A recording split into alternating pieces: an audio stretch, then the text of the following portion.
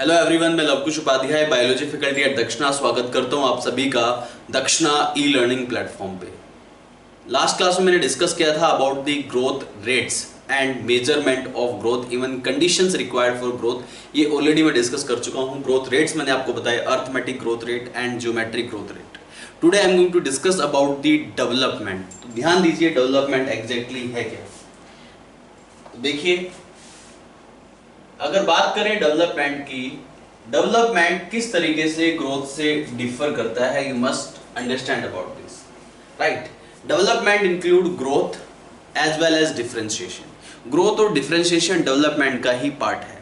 Development को आप कैसे डिफाइन करेंगे, you must understand about this. तो डेवलपमेंट क्या है? This is the sequential change. ये sequential change in structure and functioning of organism। किसी भी ऑर्गेनिज्म के स्ट्रक्चर या फंक्शनिंग में कोई चेंज आता है, एक सीक्वेंशियल चेंज आता है, राइट। तो जो सीक्वेंशियल चेंज देखे जाते हैं किसी भी ऑर्गेनिज्म में, चाहे वो प्लांट्स हो या फिर एनिमल्स हो। डेवलपमेंट प्लांट्स में भी होता है और डेवलपमेंट एनिमल्स में भी होता है। तो डेवलपमेंट को आप कैसे डिफाइन करेंगे? This is the sequential change, right. तो ये एक सीक्वेंशियल चेंज है इन the structure and in the functions of an organism. तो यहाँ पे फंक्शनिंग और स्ट्रक्चर में जो सीक्वेंशियल चेंजेस देखे जाते हैं उसे आप डेवलपमेंट कहते हैं। जैसे कि for example, in sequential changes के कुछ एग्जांपल की मैं बात कर लेता हूँ। फॉर एग्जाम्पल, ये जो सीक्वेंशियल चेंजेस हैं, देखिए सीक्वेंशियल चेंजेस, सबसे पहले अगर देखा जाए सीक्वेंशियल चेंजेस में किसी भी ऑर्गेनिज्म में या किसी भी प्लांट में, सबसे पहले जो है टेक प्लेस करता है, राइट, टेक प्लेस करती है ग्रोथ। उसके बाद डिफरेंशिएशन, डिफरेंशिएशन के बाद मैच्योरेशन टेक प्लेस करता है। मैच्योरेशन के बाद रिप्रोडक्शन टेक प्लेस करता है। तो यहाँ पे ये जो ग्रोथ है, पहले ग्रोथ टेक प्लेस करेगी, राइट, फिर डिफरेंशिएशन होगा, फिर मैच्योरेशन होगा, फिर रिप्रोडक्शन होगा। तो ये सीक्वेंशियल चेंजेस को शो करते हैं। तो sequential changes in the structure और may be in the functions of an organism that you call development. तो ये जो सीक्वेंशियल चेंज है, सबसे पहले ग्रोथ, फिर डिफरेंशिएशन, फिर मैच्योरेशन, फिर रिप्रोडक्शन, फिर सेंसेंट फेज। तो ये जो है सारे के सारे सीक्वेंशियल चेंजेस हैं और ये सीक्वेंशियल चेंजेस ऑर्गेनिज्म में देखे जाते हैं। ऑर्गेनिज्म में डेवलपमेंट देखा जाता है। डेवलपमेंट के अंदर ग्रोथ एंड डिफरेंशिएशन दोनों को ही आप इंक्लूड कर सकते हैं। फॉर एग्जाम्पल, अगर मैं यहाँ पे प्लांट्स की बात करूँ तो प्लांट्स में एग्जैक्टली ये सीक्वेंशियल चेंजेस क्या क्या हैं, ये किस तरीके से सीक्वेंशियल चेंज होते हैं और इनकी एग्जैक्टली सीक्वेंस क्या है। तो प्लांट में जो डेवलपमेंटल सीक्वेंस है, प्लांट पोसेस सम डेवलपमेंटल सीक्वेंसेस, और ये जो डेवलपमेंट सीक्वेंस है ये बहुत ही इंपॉर्टेंट है, एग्जाम में पूछा जा सकता है। आर यू गेटिंग और नॉट? तो इन प्लांट्स में जो आप डेवलपमेंटल सीक्वेंस की बात करते हैं, डेवलपमेंटल सीक्वेंस की, तो प्लांट्स में जो डेवलपमेंटल सीक्वेंसेस है जो प्लांट प्रोसेस करता है, सबसे पहले होता है सीड जर्मिनेशन। आपको ये मैं फ्लो चार्ट की हेल्प से बता दूं डेवलपमेंटल सीक्वेंस इन प्लांट्स। तो प्लांट्स में जो डेवलपमेंटल सीक्वेंस है, सबसे पहले सीड जर्मिनेशन, सीड जर्मिनेशन के बाद सीडलिंग होता है, सीडलिंग के बाद जुवेनाइल फेज आता है, जुवेनाइल फेज के बाद मैच्योरेशन फेज आता है। ये फ्लो चार्ट आपको ड्रॉ करना है। मैच्योरेशन फेज के बाद, राइट, मैच्योरेशन फेज के बाद जब ये जो है प्लांट मैच्योर हो जाता है तो यहां पे प्लांट्स में रिप्रोडक्शन होता है। रिप्रोडक्शन के बाद यहां पे जो है न्यू सीड्स की फॉर्मेशन होती है और न्यू सीड्स का फिर से सीड जर्मिनेशन होता है। तो ये प्लांट की लाइफ साइकिल चलती रहती है, सीड जर्मिनेशन, उसके बाद सीडलिंग, फिर जुवेनाइल फेज, फिर मैचुरेशन फेज। मैचुरेशन फेज में रिप्रोडक्शन टेक प्लेस करता है, रिप्रोडक्शन की वजह से नए सीड बनते हैं और फिर वो न्यू सीड अगेन जर्मिनेट करते हैं। तो ये प्लांट की एक डेवलपमेंटल सीक्वेंस की, और यू कैन से प्लांट की एक लाइफ साइकिल को शो कर रहा है। तो ये है डेवलपमेंटल सीक्वेंस। ये डेवलपमेंटल सीक्वेंस में भी यू कैन फॉर एग्जाम्पल कुछ डेवलपमेंटल सीक्वेंसेस में आप कंसिडर कर सकते हैं रिप्रोडक्टिव साइकिल्स को। प्लांट्स में डिफरेंट रिप्रोडक्टिव साइकिल्स होती हैं, डिफरेंट प्लांट्स में डिफरेंट रिप्रोडक्टिव साइकिल्स होती हैं, तो वो डेवलपमेंट का पार्ट है। अगर हम बात करें इनिशिएशन के टाइम पे लीफ का स्ट्रक्चर अलग होता है, initiation of leaf to expanding of leaf, ये भी डेवलपमेंटल सीक्वेंस का पार्ट है, यानी कि डेवलपमेंट का पार्ट है। इसके और भी एग्जांपल दे सकते हैं आप डेवलपमेंट के, जैसे रिप्रोडक्शन साइकिल को आप कंसीडर कर सकते हैं, जैसे कि initiation of leaf to its expansion, इसके एक्सपेंशन तक का जो पार्ट है वो डेवलपमेंट का पार्ट है। Initiation of leaf to expansion, right, इसके एक्सपेंशन तक जो होता है ये डेवलपमेंटल सीक्वेंस देखी जाती है इसमें, तो ये डेवलपमेंट को शो करता है। आर यू गेटिंग और नॉट? इसके अलावा यहाँ पे और भी बहुत सारे एग्जांपल हैं। एक चीज और, यहाँ पे डेवलपमेंट के बाद किसी भी प्लांट में जो सिक्वेंशियल चेंज हो रहे हैं, ये sequential change in all plant leads to death. All kind of development, death is also a fundamental character of all living organism. अगर वो लिविंग है तो डेथ कंपलसरी है। तो ये सिक्वेंशियल चेंजेस जो हैं, यानी कि ये जो डेवलपमेंटल सीक्वेंस है, all development leads to senescent phase and that senescent phase leads to death। senescent phase जो है किसी भी डेवलपमेंट में लास्ट स्टेज देखी जाती है, और वही senescent phase leads to death, क्योंकि उसके बाद कोई भी फेज नहीं आता। मेनली किसी भी ऑर्गेनिज्म में 3 phases ऑफ लाइफ होते हैं। पहला जुवेनाइल फेज, दूसरा रिप्रोडक्टिव फेज या मैच्योरेशन फेज, और तीसरा जो होता है that leads to reproductive phase, leads to senescent phase. Senescent phase के बाद कोई फेज नहीं आता है, और कोई फेज नहीं आता, it means that leads to death. तो ये जो फेजेस जो बदलते हैं किसी भी ऑर्गेनिज्म में, जो डेवलपमेंट देखा जाता है, ये जो सिक्वेंशियल डेवलपमेंट किसी ऑर्गेनिज्म में देखा जाता है, just because of certain chemicals in body, in animals body, even in plants body, जिनको आप हॉर्मोन्स कहते हैं। तो ये जो फेजेस हैं, ये जो सिक्वेंशियल चेंजेस देखे जाते हैं, ये कुछ फैक्टर्स की वजह से देखे जाते हैं। ये फैक्टर्स जो है एक्सटर्नल भी हो सकते हैं, इंटरनल भी हो सकते हैं, लाइक हार्मोन्स वगैरह जो होते हैं, ये फैक्टर्स होते हैं जो कि किसी भी ऑर्गेनिज्म में सिक्वेंशियल चेंजेस को कराते हैं, यानी कि सिक्वेंशियल चेंजेस टेक प्लेस करते हैं just because of these factors. Are you getting और नॉट? तो यहां पे all development leads to senescent phase, leads to senescent phase. जितने भी डेवलपमेंट है वो सेंसेंट फेज तक लेके जाते हैं, and at the end after senescent phase जो जिसको आप ओल्ड एज बोलते हैं, ओल्ड एज यानी कि old age leads to death. तो बर्थ से लेके डेथ तक जितने भी सिक्वेंशियल चेंजेस देखे जाते हैं, from birth to death, all sequential changes called development. These sequential changes may be in structure and may be in functioning of organism. So this is all about the development. Now I'm going to discuss about the another topic that is very important, plasticity. Listen carefully. इसके बाद बात करते हैं about plasticity. ध्यान दीजिए, plasticity क्या है? Plasticity यहाँ पे एक डेवलपमेंट का एक एग्जांपल कंसीडर कर सकते हैं, या डेवलपमेंटल सीक्वेंस का आप एक एग्जांपल इसको कंसीडर कर सकते हैं।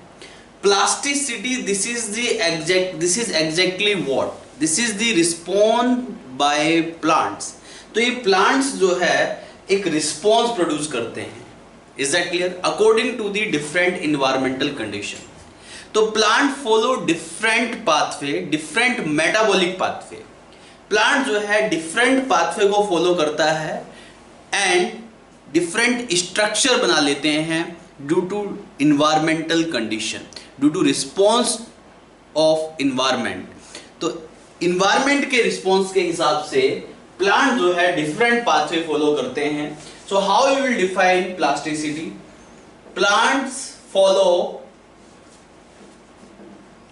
डिफरेंट पाथवे एंड स्ट्रक्चर, याद रहे, डिफरेंट पाथवे एंड स्ट्रक्चर्स। तो प्लांट्स जो है डिफरेंट पाथवे एंड स्ट्रक्चर्स को फॉलो करते हैं, right, according to response of environment. Environment के रिस्पॉन्स के हिसाब से प्लांट डिफरेंट पाथवे फॉलो करते हैं और डिफरेंट स्ट्रक्चर्स को बना लेते हैं। इसे आप प्लास्टिसिटी कहते हैं। प्लास्टिसिटी का एक एग्जांपल दिया है एनसीईआरटी की बुक में, राइट। तो इन्वायरमेंट के हिसाब से प्लांट जो है डिफरेंट पाथवे परफॉर्म करता है, फॉलो करता है, या फिर डिफरेंट स्ट्रक्चर्स बना लेता है, इसे आप प्लास्टिसिटी कहते हैं। इसका एक एग्जांपल दिया है एनसीईआरटी में, heterophylly. Heterophylly is the best example of plasticity. Heterophylly का मतलब है appearance of different structure of leaf in same plant. एक प्लांट में डिफरेंट स्ट्रक्चर ऑफ लीफ देखे जाते हैं during different stage of life या during different condition of life. तो डिफरेंट कंडीशन ऑफ लाइफ या डिफरेंट हैबिटेट में या डिफरेंट स्टेज ऑफ लाइफ में लीफ के स्ट्रक्चर्स में चेंजेस देखे जाते हैं। इसे आप क्या कहते हैं? हेट्रोफाइली। हेट्रो मींस डिफरेंट और फाइली मींस लीफ। तो यहां पे appearance of different structures of leaf, different structures of leaf, right, in plants. तो प्लांट्स में डिफरेंट स्ट्रक्चर ऑफ लीफ देखे जाते हैं, इसे हेट्रोफाइली कहते हैं। इसका बेस्ट एग्जांपल है हेट्रोफाइली के एग्जांपल में, जैसे cotton, coriander and larkspur. ये तीनों एग्जांपल बहुत ही इंपॉर्टेंट है, एनसीईआरटी में दिए हैं and can frame as question. Cotton, coriander and larkspur, right, show different structure in juvenile stage and adult stage। Juvenile and adult stage में ये different structures को शो करते हैं, cotton, coriander and lark spur.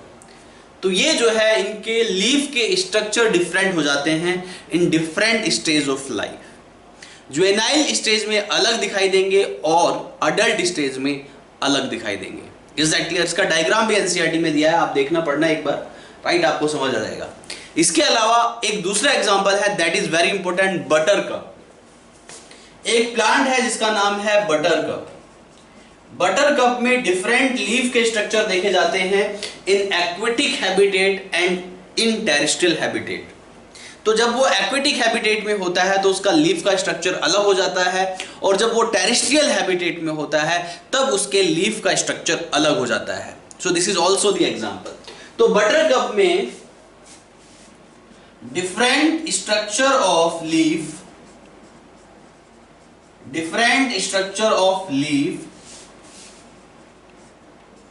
in terrestrial and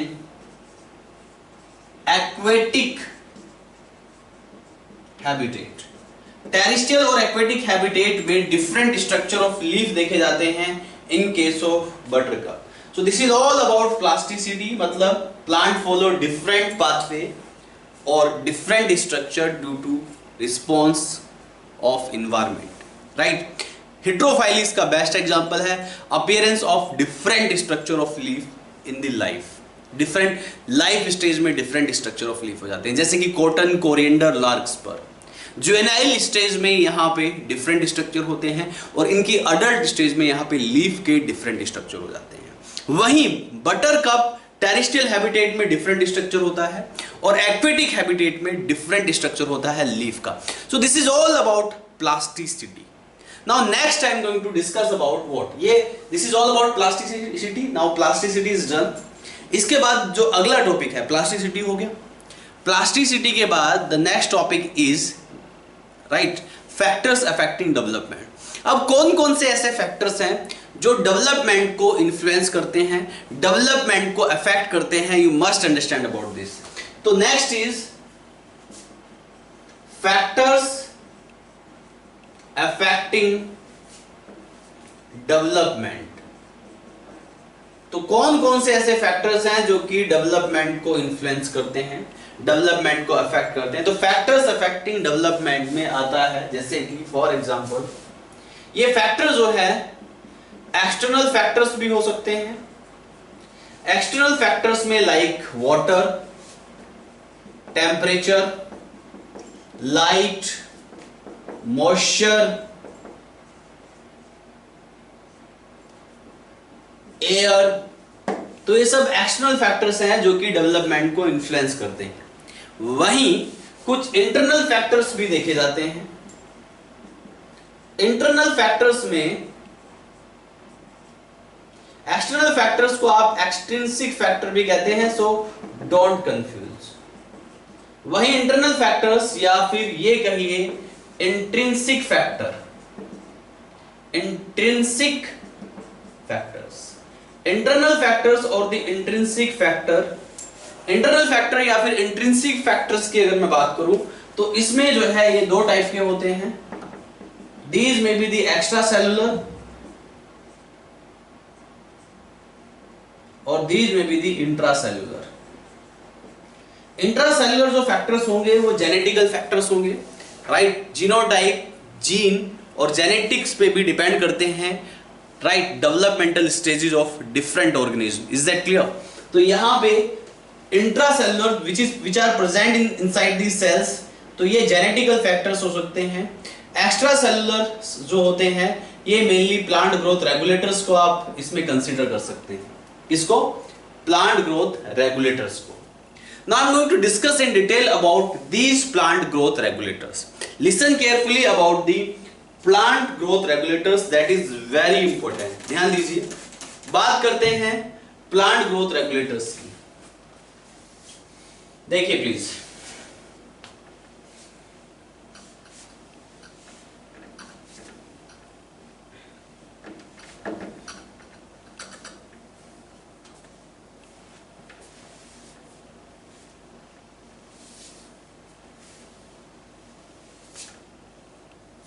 plant growth regulators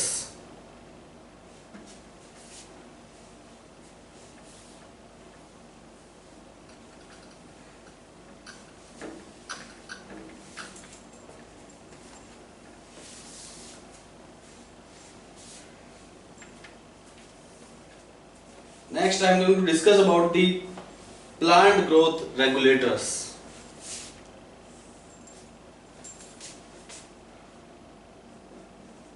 PGR यानी कि plant growth regulators, this is very important topic, you must understand about this plant growth regulators, right. अगर plant growth regulators की हम बात करें तो what is exactly plant growth regulators, यानी कि ऐसे केमिकल्स, प्लांट ग्रोथ रेगुलेटर्स में जनरली कुछ केमिकल्स आते हैं जो कि सिंपल ऑर्गेनिक केमिकल्स होते हैं और जो कि इन्फ्लुएंस करते हैं प्लांट की ग्रोथ को, प्लांट की ग्रोथ के लिए रिस्पॉन्सिबल होते हैं। इन्हें आप प्लांट ग्रोथ रेगुलेटर्स कहते हैं। आर यू गेटिंग और नॉट? तो यहां पे these are simple organic chemicals, ये कुछ सिंपल ऑर्गेनिक केमिकल्स हैं and essential for the plant growth, plant की ग्रोथ के लिए बहुत जरूरी होते हैं। These are generally present in low concentration, ये लो कॉन्सेंट्रेशन में प्रेजेंट होते हैं, like in case of, right, like in case of animals जिनको आप हॉर्मोन्स कहते हैं। हॉर्मोन्स लो कॉन्सेंट्रेशन में प्रेजेंट होते हैं लेकिन इंपॉर्टेंट रोल प्ले करते हैं डिफरेंट फिजियोलॉजिकल एक्टिविटीज में। तो ये रिस्पॉन्सिबल होते हैं डिफरेंट फिजियोलॉजिकल फंक्शंस को परफॉर्म कराने के लिए और ये लो कॉन्सेंट्रेशन में होते हैं। जनरली ये majority of plant growth regulators की अगर मैं बात करूं, ये जितने भी प्लांट ग्रोथ रेगुलेटर्स है या इनको आप फाइटो हार्मोन्स भी कहते हैं, इनकी जो डिस्कवरी हुई है वो एक एक्सीडेंटल डिस्कवरी हुई है। इंटेंशनली इनको डिस्कवर नहीं किया गया है, एक्सीडेंटली यानी कि बाय चांस ये डिस्कवर हुए जितने भी आप फाइटो हार्मोन्स अभी तक पढ़ते हैं। Is that clear to all of you? वो सभी के सभी एक्सीडेंटली डिस्कवर हुए हैं, यानी कि उनकी डिस्कवरी बाय चांस हुई है। ये पॉइंट आपको याद रखना है। तो यहां पे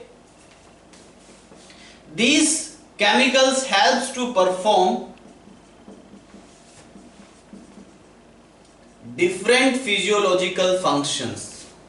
different physiological functions को परफॉर्म करने में ये केमिकल्स जो है अपना रोल प्ले करते हैं। these play a very great role to perform different physiological functions. तो डिफरेंट फिजियोलॉजिकल फंक्शंस को परफॉर्म करने में ये केमिकल्स जो है हेल्प करते हैं। You must understand about this. तो helps to perform different physiological functions these plant growth regulators. ये जो प्लांट ग्रोथ रेगुलेटर्स है। अब यहां पे ये जो मेजर प्लांट ग्रोथ रेगुलेटर्स हैं, इनको आप फाइटो हार्मोन्स भी कहते हैं, क्योंकि ये हार्मोन्स की तरह रोल प्ले करते हैं। These are present in low concentration and these migrate और these transport to every portion of the plant. Plant के हर पोर्शन में ट्रांसपोर्ट करते हैं, इनका ट्रांसफर होता है। Is that clear to all of you? तो इनको आप also be known as phytohormones. इनको आप फाइटो हार्मोन्स या प्लांट हार्मोन्स भी कह सकते हैं। फाइटो हार्मोन्स या फिर इनको प्लांट हार्मोन्स भी कहा जाता है। इनकी जो फाइटो हार्मोन्स की जो कंपोजिशन है, इनकी डिफरेंट कंपोजिशन होती है। कभी कभी इनकी कंपोजिशन से रिलेटेड क्वेश्चन एग्जाम में पूछ लिया जाता है, so this is also very important. तो मैं यहां पे कंपोजिशन की बात कर रहा हूं, क्या क्या कंपोजिशन होती है और ये कंपोजिशन कौन कौन से फाइटो हार्मोन की होती है। You must understand about this. अगर मैं बात करूं फॉर एग्जांपल, एक कंपोजिशन है जिसको आप बोलते हो indole. Indole is the major composition of indole acetic acid and indole butyric acid. Indole acetic acid को आप ऑक्सीन हार्मोन भी कहते हैं। I will discuss later in detail about the auxin hormone. तो फर्स्ट कंपोजिशन इंडोल। इंडोल किसकी composition है? Indole composition है indole acetic acid. इसको शॉर्ट फॉर्म में IAA भी बोल सकते हैं, या फिर indole butyric acid, indole butyric acid, IBA भी इसको कहा जाता है, या फिर इन दोनों को आप ऑक्सीन भी कह सकते हैं। I will discuss in detail about the auxin hormone in later part. Is that clear? तो indole is the composition of phytohormone और प्लांट हार्मोन, राइट, जिसको आप इंडोल एसिटिक एसिड या इंडोल ब्यूट्रिक एसिड कहते हैं। ये दोनों ही ऑक्सीन हार्मोन है। About the functions of auxin hormone, discovery of auxin hormone, isolation of auxin hormone, everything I will discuss in detail in later part, right. इसके बाद मैं बात करता हूं, इंडोल हो गया। ऐसे ही यहां पे टर्पिन्स एक कंपोजिशन है, terpenes. Terpenes is the composition of what? Terpene जो है वो कंपोजिशन है किसकी? That is the composition of gibberellic acid और gibberellin hormone. So the next composition is terpenes. तो terpenes is the composition of gibberellic acid और gibberellin. तो gibberellic acid या फिर जिब्रेलिन की कंपोजिशन में टर्पिन्स आता है। तो terpenes is the composition of gibberellic acid और द जिब्रेलिन। इसके बाद इंडोल, टर्पिन्स, जिब्रेलिक एसिड और जिब्रेलिन। इसके अलावा यहां पे ऐसे ही और भी कंपोजिशन होती है, जैसे कि यहां पे एडेनिन डेरिवेटिव्स होते हैं, डेरिवेटिव्स। एडेनिन डेरिवेटिव्स किसकी कंपोजिशन में आते हैं? एडेनिन डेरिवेटिव आते हैं N6 फरफराइल एमिनोप्यूरिन। N6 फरफराइल एमिनोप्यूरिन, right. और या फिर ये कहिए N6 फरफराइल एमिनोप्यूरिन हो गया। इसके अलावा एडेनिन डेरिवेटिव्स में एक और आता है काइनेटिन। इन दोनों को आप साइटोकाइनिन हार्मोन भी कह सकते हैं। Is that clear to all of you? जो कि एक अपने आप में प्लांट ग्रोथ रेगुलेटर है। इसके अलावा यहां पे कुछ ऐसे भी फाइटो हार्मोन है जिसकी कंपोजिशन में गैसेस आती हैं, और इसका बेस्ट एग्जांपल है इथाइलिन। इसका बेस्ट एग्जांपल क्या है? Ethylene is the best example. Formula CH2 double bond with CH2, ऐसे भी लिख सकते हैं, राइट। ऐसे ही यहां पे कैरोटीनॉइड कंपोजिशन होती है, कैरोटीनॉइड डेरिवेटिव्स होते हैं। Carotenoid, this is the composition of abscisic acid, that is also a plant hormone, that you also be known as stress hormone. तो यहां पे एब्सिसिक एसिड, एब्सिसिक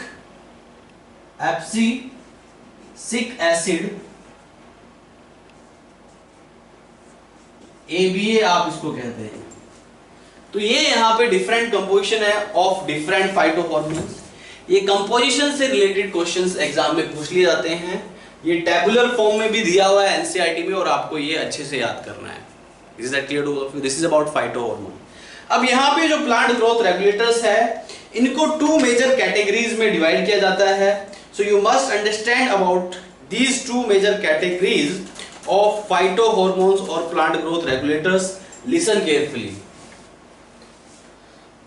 तो यहां पे इनको जो है 2 मेजर कैटेगरीज में डिवाइड किया जाता है। तो you must understand about this. Listen carefully.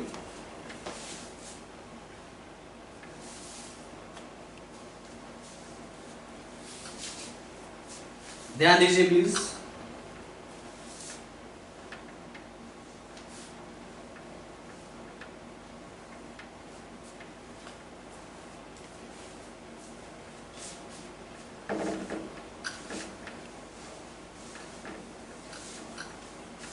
इसके बाद बात करते हैं about what.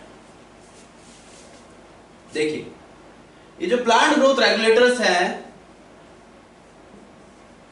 Generally of these plant growth regulators are mainly of 2 types. एक होते हैं ग्रोथ प्रमोटर और दूसरे होते हैं growth inhibitor. So you must understand about this. तो यहां पे ये 2 टाइप के होते हैं, ग्रोथ प्रमोटर और दूसरा ग्रोथ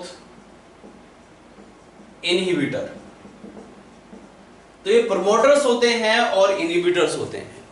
ग्रोथ प्रमोटर्स उनको कहा जाता है जो कि ग्रोथ को प्रमोट करते हैं। Is that clear to all of you? यानी कि ग्रोथ प्रमोटिंग एक्टिविटीज को परफॉर्म करने में हेल्प करते हैं, उसको आप ग्रोथ प्रमोटर्स कहते हैं। याद रहे। तो ग्रोथ प्रमोटर्स क्या है? प्रमोटर्स, देखिए, such फाइटोहॉर्मोन्स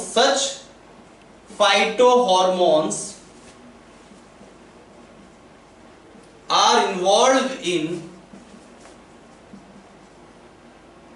growth promoting activities.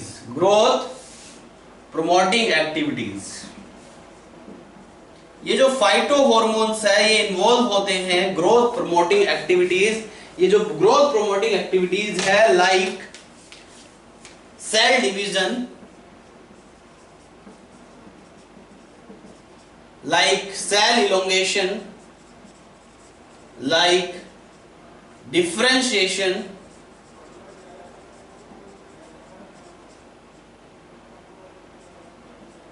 and so on। ये कुछ एग्जांपल्स मैंने लिख दिए हैं। तो ऐसे फाइटोहॉर्मोन्स या ऐसे केमिकल्स जो कि इन्वॉल्व होते हैं ग्रोथ प्रमोटिंग एक्टिविटीज में, उनको आप कहते हैं ग्रोथ प्रमोटर्स। यानी कि यहाँ पे ये ग्रोथ प्रोमोटर्स हैं। और यहाँ पे जो ग्रोथ प्रोमोटर्स हैं in case of plant there are 3 main types of growth promoters. तो ये जो 3 main types of growth promoters है, इसमें आता है auxin hormone, gibberellin hormone and cytokinin hormone. तो ऑक्सिन, जिब्रेलिन एंड साइटोकाइनिन ये जो है ग्रोथ प्रोमोटर्स हैं। क्या है ये? ग्रोथ प्रोमोटर्स हैं। वहीं बात करते हैं ग्रोथ इनहिबिटर्स की। अगर बात की जाए ग्रोथ इनहिबिटर्स की, तो ग्रोथ इनहिबिटर्स जो होते हैं ये generally involve in the growth inhibiting activities.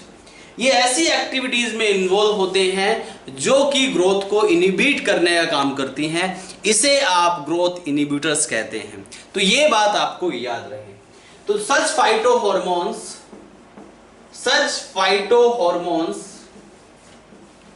are mainly involved in growth inhibiting activities। ये ग्रोथ इनहिबिटिंग एक्टिविटीज में इन्वॉल्व होते हैं। Growth inhibiting activities like dormancy, like abscission and dormancy, ये दोनों ही ग्रोथ इनहिबिटिंग एक्टिविटीज है। ऐसे हार्मोन, ऐसे phyto hormones या ऐसे प्लांट हार्मोन्स जो कि ग्रोथ इनहिबिटिंग एक्टिविटीज में इन्वॉल्व होते हैं, लाइक डोरमेंसी, लाइक एब्सिसीजन, ये जो है हार्मोन जो है ये ग्रोथ इनहिबिटर्स होते हैं। और यहाँ पे जो मेनली ग्रोथ इनहिबिटर्स हैं, there are mainly 2 types of growth inhibitors. एक होता है इथाइलिन और दूसरा है ABA यानी कि एब्सिसिक एसिड।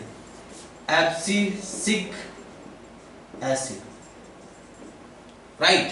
और ये ग्रोथ इनहिबिटिंग एक्टिविटीज में इन्वॉल्व होते हैं। Growth inhibiting activities like dormancy and एब्सिसीजन।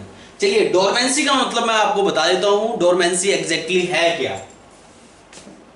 अगर बात करें डोरमेंसी की, डोरमेंसी मतलब ये है कि if any seed undergoes in resting stage during unfavourable condition. Unfavourable condition में अगर कोई सीड या कोई स्पोर रेस्टिंग स्टेज में चला जाता है, जर्मिनेशन को शो नहीं करता है ड्यू टू अनफेवरेबल कंडीशन, इसको आप डोरमेंसी कहते हैं। Is that clear all of you? Seed dormancy की वजह से सीड्स को आप लंबे टाइम तक के लिए स्टोर भी कर सकते हैं। Is that clear? जितने भी ग्रेन सीड्स होते हैं, जितने भी क्रॉप सीड्स होते हैं, उनको लंबे टाइम तक स्टोर किया जाता है just because of their dormancy. तो ये उनकी एक नेचुरल प्रॉपर्टी है कि वो undergoes in resting stage during unfavourable condition. तो ये ऐसी स्टेज है, सीड्स में देखी जाती है या किसी वेजिटेटिव प्रोपेग्यूल्स में भी डोरमेंसी देखी जा सकती है। तो यहाँ पे जो जनरली ग्रोथ है वो टेम्पोरेरीली स्टॉप हो जाती है, इसे आप डोरमेंसी कहते हैं। राइट। तो यहाँ पे temporarily stop the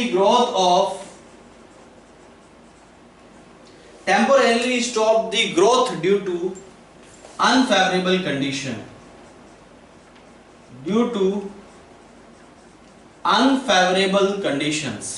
unfavorable conditions की वजह से temporarily stop हो जाती है ग्रोथ, इसको आप डोरमेंसी कहते हैं। Are you getting or not? इसके अलावा एब्सिसीजन की अगर हम बात करें, एब्सिसीजन का मतलब क्या है? एब्सिसीजन की अगर हम बात करें तो एब्सिसीजन में, right, this is the falling और शेडिंग ऑफ लीफ, फ्रूट्स या flower that you called abscission. तो ये भी एक ग्रोथ इनहिबिटिंग एक्टिविटीज है और इनको प्रमोट करते हैं या तो इथाइलिन या फिर एब्सिसिक एसिड। तो इन दोनों को ग्रोथ इनहिबिटर्स कहा जाता है, याद रहे। तो यहां पे जो एब्सिसीजन है, दिस इज द फॉलिंग और शेडिंग ऑफ लीफ, फ्रूट्स और flower and flower. Leaf, fruit and flower, falling और shedding of leaf, fruit and flower, this is called abscission. तो एफसी सीजन भी एक ग्रोथ इनहिबिटिंग एक्टिविटी का part है, इसी में आता है, और ग्रोथ इनहिबिटर्स इसमें अपना इंपॉर्टेंट रोल प्ले करते हैं।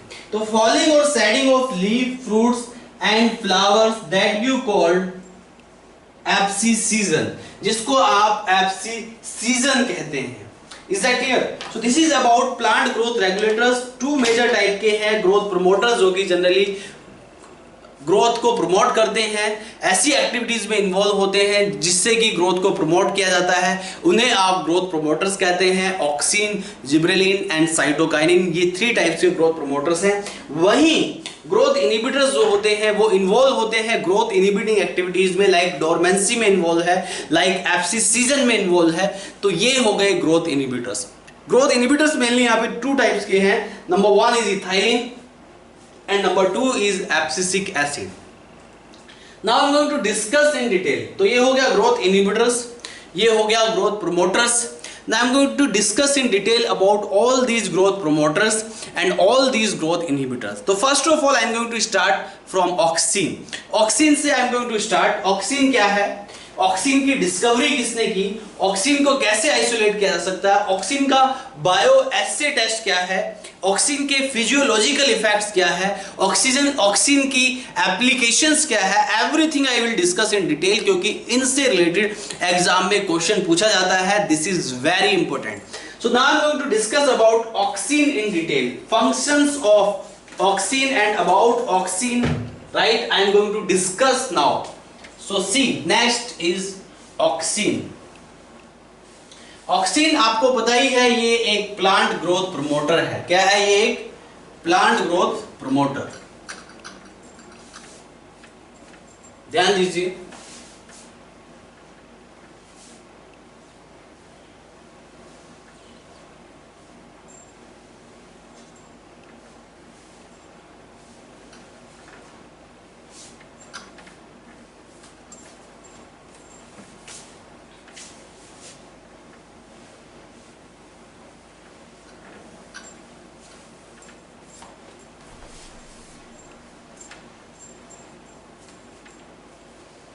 देखिए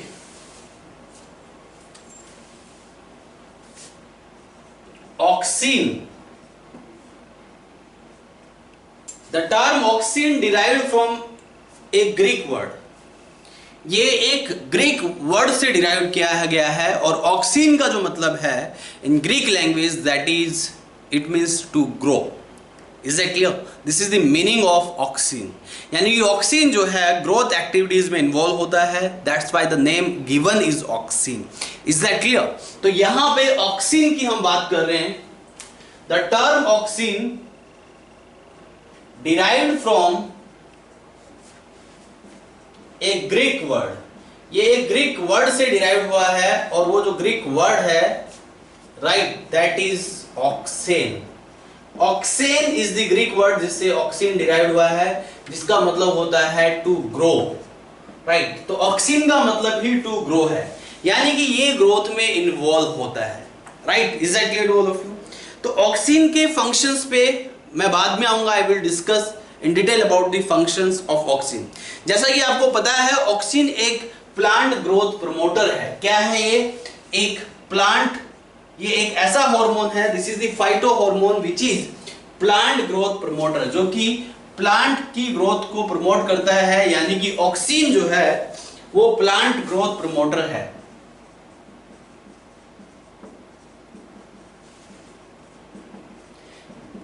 right, as I already told you, जितने भी यहाँ पे फाइटो हॉर्मोन्स हैं या जितने भी प्लांट हॉर्मोन्स हैं, उनकी डिस्कवरी एक्सीडेंटल हुई है, यानी कि बाय चांस हुई है, राइट? ऐसे ही यहाँ पे ऑक्सिन की जो डिस्कवरी है वो भी बाय चांस हुई है। तो अगर मैं बात करूं डिस्कवरी ऑफ ऑक्सिन की, तो listen carefully. First of all I am going to discuss about the discovery of auxin. Auxin की डिस्कवरी के बारे में बात करते हैं। First time this auxin was discovered by Charles Robert Darwin, right? You already familiar about the Darwin. Darwin ने natural selection theory और एक बुक लिखी थी, ओरिजिन ऑफ स्पीसीज, राइट? ये है डार्विन के बारे में। डार्विन के बारे में आप ऑलरेडी बहुत कुछ जानते हैं। तो डार्विन जो है, Darwin Charles Darwin, Charles Robert Darwin and his son Francis Darwin. तो चार्ल्स रॉबर्ट डार्विन और फ्रांसिस डार्विन ने राइट इस फाइटो हार्मोन को, ऑक्सिन को पहली बार डिस्कवर किया in coleoptile tip of canary grass. तो coleoptile tip of canary grass में चार्ल्स डार्विन ने एंड फ्रांसिस डार्विन ने पहली बार ऑक्सिन को डिस्कवर किया। So you must understand about this. Auxin first time discovered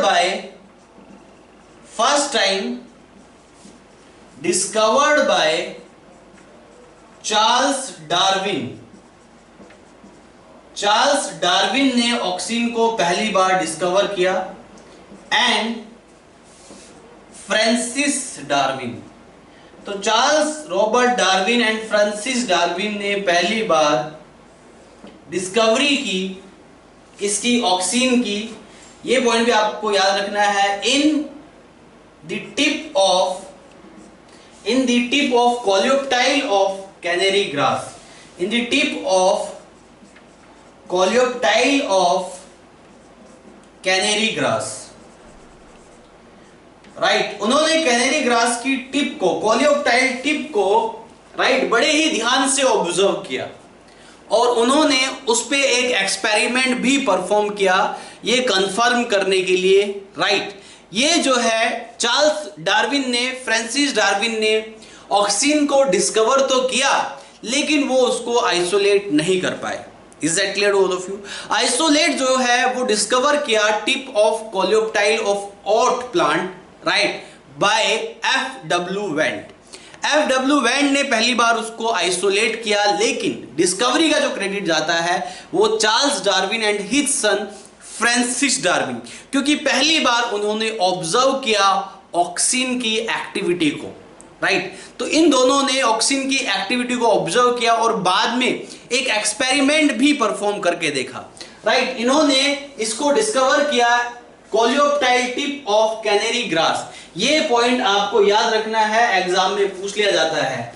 auxin को किसने डिस्कवर किया? चार्ल्स डार्विन ने, उसके बेटे ने, हिज सन फ्रांसिस डार्विन ने। Is that clear? कहां पे डिस्कवर किया?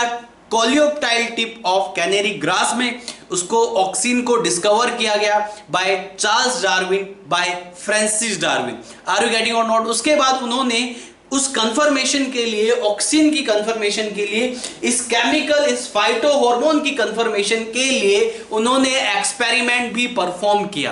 तो यहां पे इस एक्सपेरिमेंट को एक बार देख लेते हैं, ध्यान दीजिए। तो यहां पे suppose that this is the tip of coleoptile. देखिए यहां पे कोलियोप्टाइल की टिप है, this is the tip of coleoptile. ये कैनेरी ग्रास है, कैनेरी ग्रास में आप ये देख रहे हैं टिप ऑफ कोलियोप्टाइल। यहां पे जो टिप ऑफ कोलियोप्टाइल है ये यहां पे बेंडिंग को शो कर रहा है, ये बेंडिंग को शो कर रहा है ड्यू टू इनकमिंग सनलाइट। यहां पे सनलाइट से एक्सपोज है और सनलाइट से एक्सपोज होने की वजह से, दिस इज पॉइंट नंबर 1, ये जो पहली ऑब्जर्वेशन थी। तो इन्होंने देखा कि कैनेरी ग्रास की जो टिप है, सनलाइट जहां से आ रही है उसकी तरफ को वो बेंड कर जा रहा है, यानी कि ये फोटोट्रोपिज्म को शो कर रहा है। और ये फोटोट्रोपिज्म को शो किस लिए कर रहा है? Just because of a chemical that you called auxin, जिसको आप ऑक्सिन कहते हैं। उसके बाद सेकंड, पहला स्टेप ऑब्जर्वेशन का ये था कि सनलाइट की तरफ टिप बेंड कर रही है। Is that clear to all of you? बात समझ में आ रही है? यहां पे ये जो टिप है, इसका जो सब एपिकल पार्ट है, इसमें कहीं ऑक्सीजन प्रेजेंट होता है। एग्जैक्टली मैं आपको बता रहा हूं कि ये ऑक्सीजन जो है वो एकदम टर्मिनल पॉइंट पे नहीं होता है, ये सब एपिकल पार्ट पे होता है। और यहां पे जो टिप ऑफ कोलियोप्टाइल है, इट परसीव द सनलाइट, ये सनलाइट को परसीव करती है टिप ऑफ कोलियोप्टाइल और स्टिमुलेट हो जाती है। और उस स्टिमुलेशन की वजह से सब एपिकल पार्ट से, यहां से बेंडिंग होनी स्टार्ट हो गई है, सब एपिकल पार्ट से बेंडिंग होनी स्टार्ट होती है। Is that clear? अब उन्होंने क्या काम किया, राइट, कि इसको टिप को उन्होंने कट करके रिमूव कर दिया। तो इस टिप को उन्होंने कट करके रिमूव कर दिया। दिस इज कोलियोप्टाइल और यहां पे जो टिप थी, इस टिप को चार्ल्स डार्विन, फ्रांसिस डार्विन ने कट करके रिमूव कर दिया। तो उसके बाद जब इसको कट करके रिमूव किया इन्होंने सेकंड स्टेप में, तो वो ऑब्जर्व करते हैं कि कोई भी बेंडिंग पैटर्न शो नहीं हो रहा है। There is no bending if this strip cut and remove. इस स्ट्रिप को कट करके रिमूव कर देने से कोई भी बेंडिंग शो नहीं हो रही है। आर यू गेटिंग और नॉट? सेकंड स्टेप, ये experiment Charles Darwin, Francis Darwin ने परफॉर्म किया था। थर्ड स्टेप में उन्होंने क्या देखा कि चलिए अब इसको यहां पे इस कोलियोप्टाइल की टिप को उन्होंने जो है कवर कर दिया। किससे? एक फॉइल पेपर से उन्होंने इस कोलियोप्टाइल टिप को कवर कर दिया। तो जब इसको एक फॉइल से कवर कर दिया तो यहां पे सनलाइट ऐसे सीधी जा रही है, राइट, कोई बेंडिंग पैटर्न नहीं हो रहा है क्योंकि टिप को काट दिया है। यानी कि टिप में ही ऐसी एबिलिटी है कि वो सनलाइट को परसीव कर लेती है, सनलाइट से स्टिमुलेट हो जाती है और उस स्टिमुलेशन की वजह से बेंडिंग होता है। एग्जैक्टली ये जो सनलाइट को परसीव करता है, ये एक केमिकल जिसको आप ऑक्सिन बोलते हैं, ये इस टिप में प्रेजेंट होता है। ये ऑब्जर्वेशन थी Charles Darwin and Francis Darwin की, लेकिन आइसोलेट ये नहीं कर पाए थे, ये बात आपको याद रखनी है। इसके बाद थर्ड स्टेप में इसको यहां पे फॉइल से कवर कर दिया। फॉइल से कवर करने के बाद सनलाइट नहीं आएगी, क्योंकि उसको अगर कंप्लीटली टिप को आपने फॉइल से कवर कर दिया तो sunlight will not able to enter,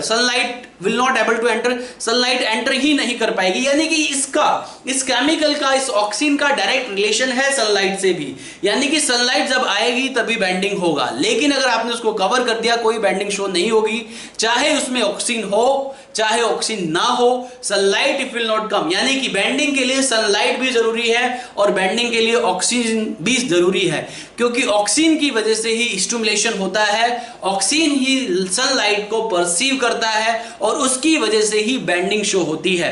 अगर सनलाइट नहीं होगी तो भी बेंडिंग नहीं होगी और अगर ऑक्सीजन नहीं होगा तो भी बेंडिंग नहीं होगी। यहां पे टिप को कट किया यानी कि ऑक्सीन गया, ऑक्सीन यहां पे प्रेजेंट होता है, उस टिप को कट कर दिया यहां पे, तो ऑक्सीन नहीं है, सनलाइट आ रही है बट ऑक्सीन नहीं है, तो there will be no bending.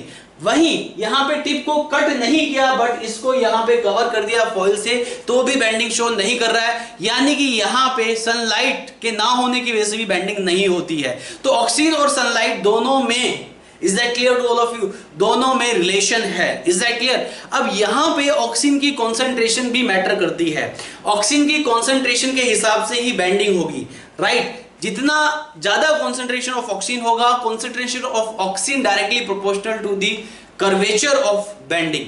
Curvature, ये जो कर्वेचर बन जाती है बेंडिंग की वजह से, कर्वेचर ऑफ बेंडिंग, उतनी ज्यादा कर्वेचर ऑफ बेंडिंग होगी जितना ज्यादा ऑक्सीजन होगा, तो कॉन्सेंट्रेशन पे भी डिपेंड करता है। ये मैं डिस्कस करूंगा bio essay of oxygen, oxygen का बायो एसे टेस्ट भी मैं आपके साथ डिस्कस करने वाला हूं, ठीक है।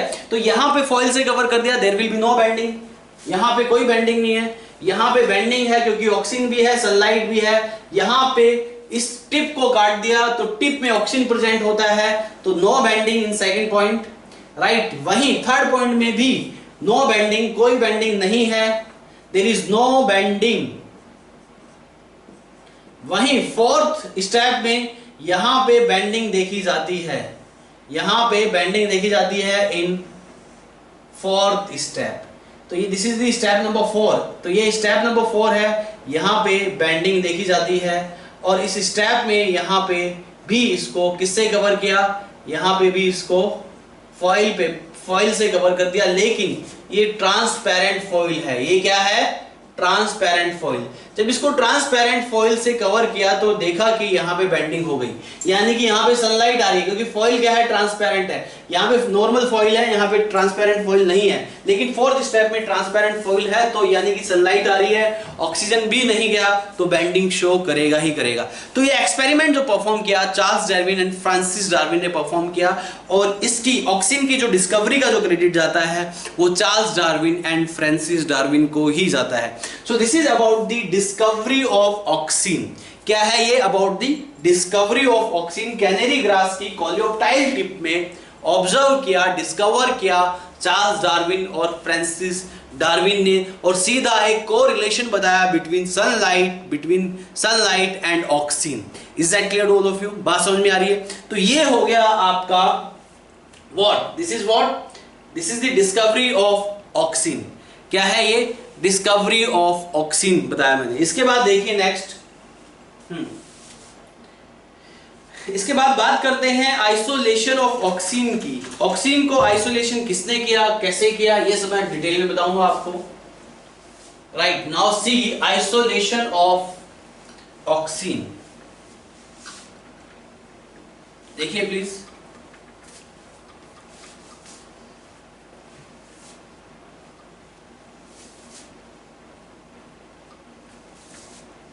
next is isolation of oxygen that I am going to discuss now.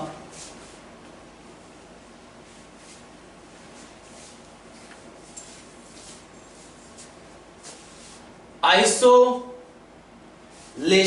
of oxygen.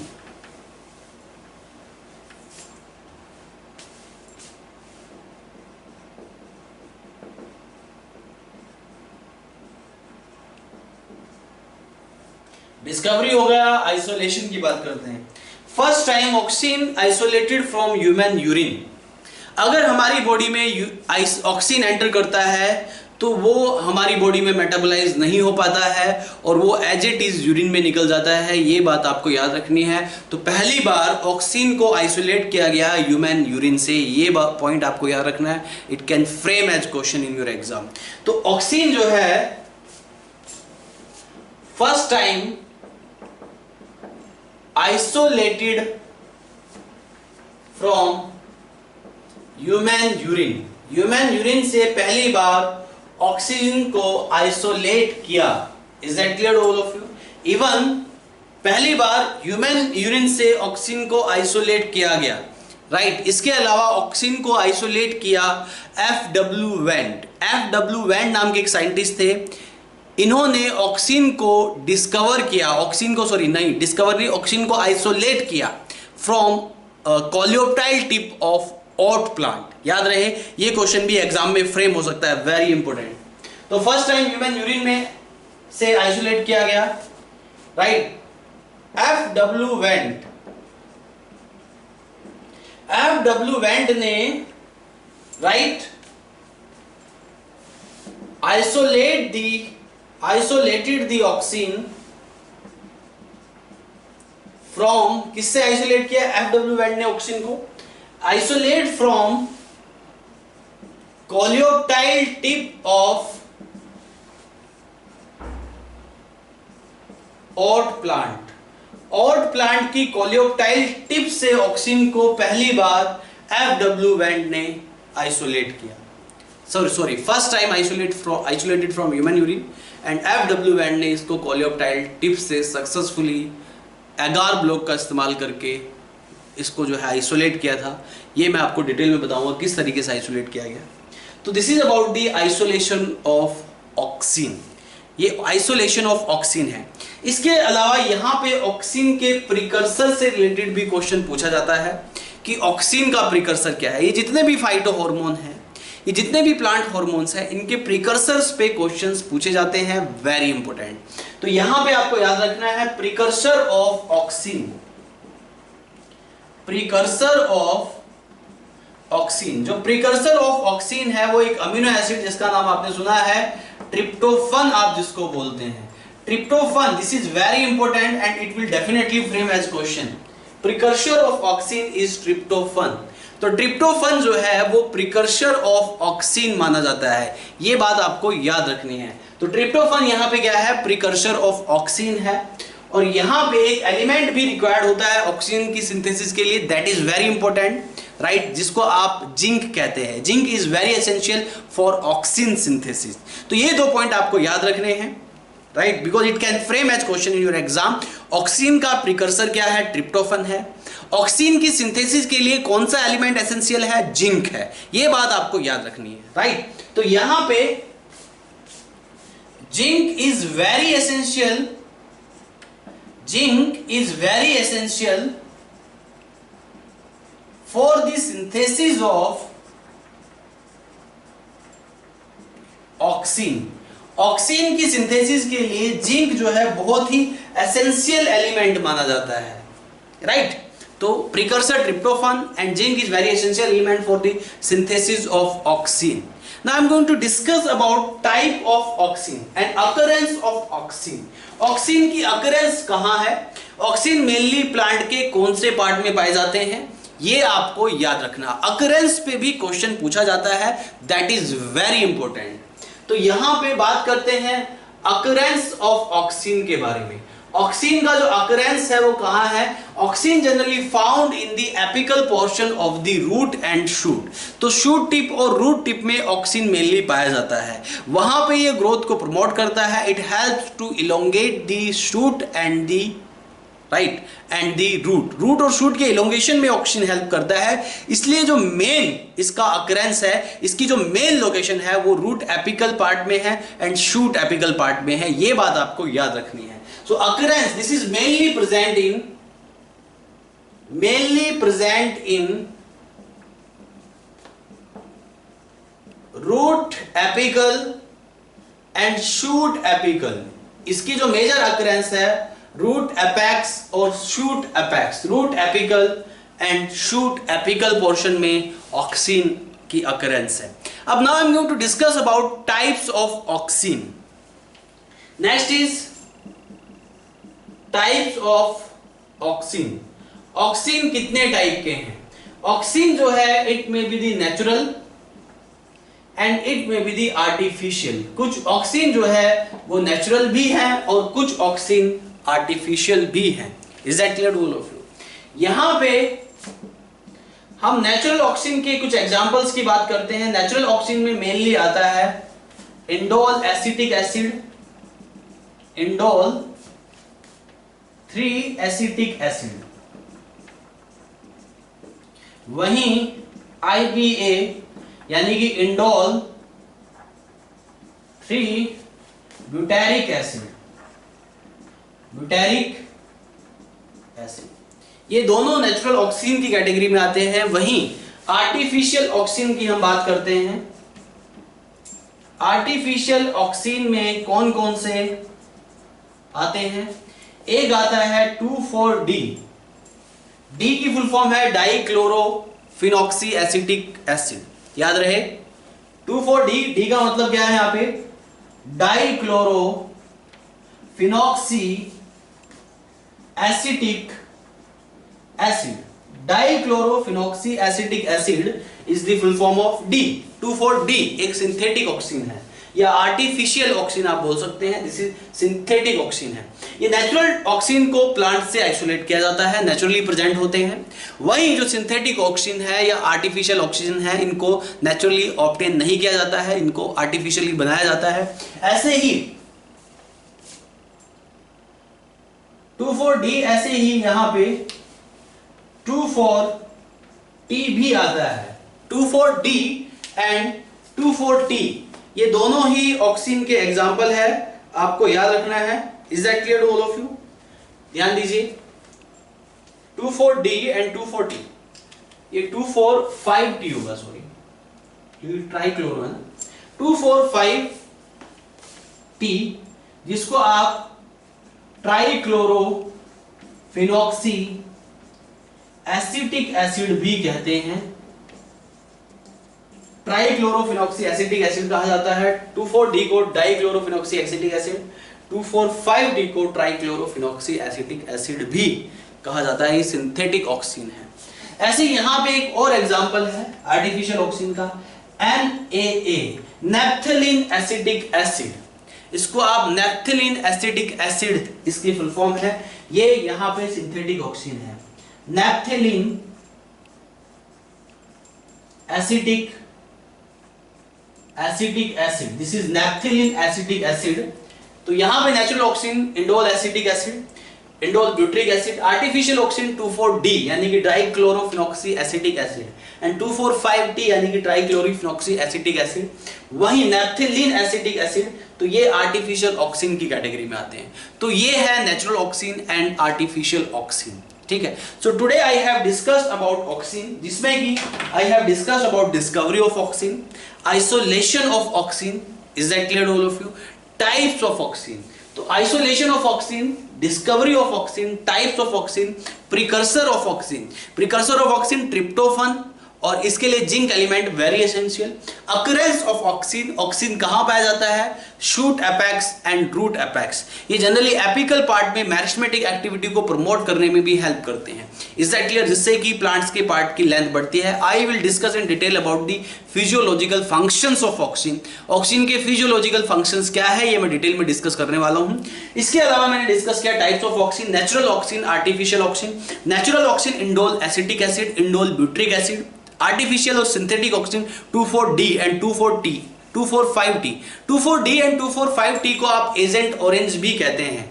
इसका इस्तेमाल किया गया था बायो वॉर में, right, against the Vietnam. USA ने इसका, जो यूनाइटेड स्टेट ऑफ अमेरिका है, जब यूएस में और वियतनाम में वॉर हुआ तो वहां पे यूएस ने इस एजेंट ऑरेंज का इस्तेमाल किया, यानी कि इनका इस्तेमाल किया। इसका इस्तेमाल क्यों किया ये भी मैं आपको डिस्कस में डिटेल में जो है मैं आपके साथ डिस्कस करने वाला हूं। वहीं एक और यहाँ पे आर्टिफिशियल ऑक्सिन है NaA, naphthalene acetic acid. So this is all about artificial and natural auxin. Now I will discuss about the bioassay test of auxin. Is that clear to all of you? Bioassay test generally perform किया जाता है किसी भी फाइटोहॉर्मोन, किसी भी chemical की activity को observe करने के लिए, केमिकल की एक्टिविटी को मेजर करने के लिए यहाँ पे बायोएसे टेस्ट परफॉर्म किए जाते हैं। तो बायोएसे टेस्ट भी बहुत जरूरी होता है, उससे रिलेटेड भी क्वेश्चन पूछे जाते हैं, right. Bioassay test and physiological function and application of auxin I will discuss in my next class. तो आज के लिए बस इतना ही, मिलते हैं अगली क्लास में and rest of the part of auxin I will discuss in my next class. तब तक के लिए thank you very much, bye bye, take care.